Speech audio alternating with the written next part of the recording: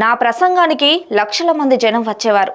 నేను America వెళ్ళానంటే America president నా కోసం ఎదురు చూస్తాడు. ఉమ్మడి ఆంధ్రప్రదేశ్ ఉన్నప్పుడే కోట్ల రూపాయల నిధులు తీసుకొచ్చాను.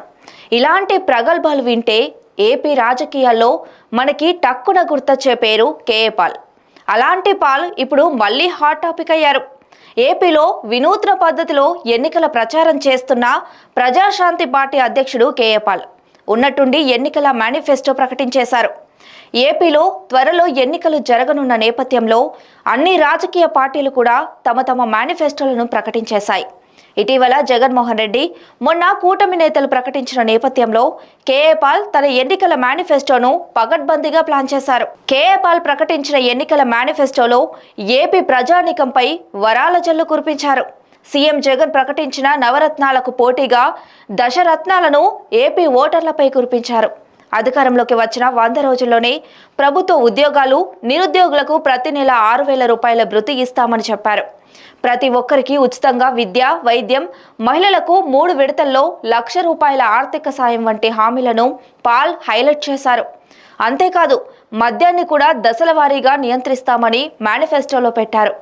ఏపీ రాష్ట్రానికి విదేశాల నుంచి పెట్టుబడులు తీసుకొస్తానని, యువతకు ఉపాధి అవకాశాలు కల్పిస్తానని పాల్ తన ఎన్నికల మేనిఫెస్టోలో వెల్లడించారు. తెలంగాణ రాష్ట్రంలో మునుగోడు ఉప ఎన్నికల్లో ప్రజాశాంతి పార్టీ నుంచి పాల్ పోటీ చేశారు.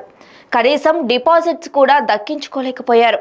ప్రస్తుతం ఏపీలో ఎన్నికలు జరుగుతున్న నేపథ్యంలో విశాఖపట్నం పార్లమెంటు స్థానానికి పోటీ చేస్తున్నారు పాల్. ఎన్నికల సంఘం ఆయన పార్టీకి కుండ సింబల్ను కేటాయించింది.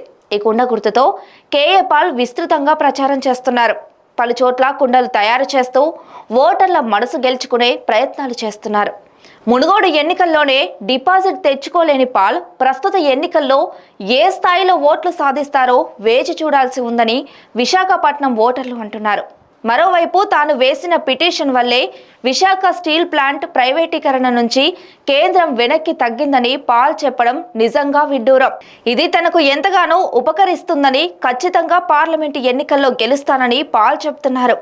కాగా ప్రధాన పార్టీలకు తీసుకోని విధంగా పాల్ పార్టీ ఎన్నికల మేనిఫెస్టో ఉండడం విశేషం.